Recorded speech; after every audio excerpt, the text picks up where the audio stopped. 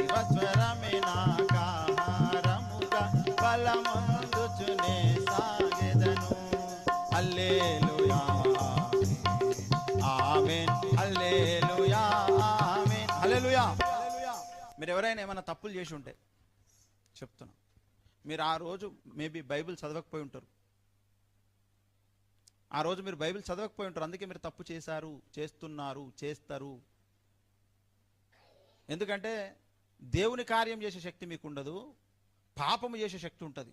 ఎవరైతే బైబిల్ చదవరో వాళ్ళకు అబద్ధం ఆడే శక్తి ఉంటుంది. మీరు బైబిల్ చదివితే అబద్ధం ఆడికి అంత ధైర్యం రాదు మీకు. ఎందుకంటే ప్రభు ఏమన్నాడు?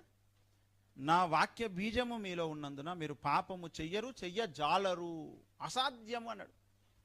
ఏం బీజం ఉంటే? వాక్య బీజం ఉంటే. అందుకే బైబిల్ చదవడం చాలా ఇంపార్టెంట్. అది నీకు లాభం చేస్తుంది తప్ప నష్టం చేయని ఆత్మీయ జీవితానికి లాభము చేస్తుంది.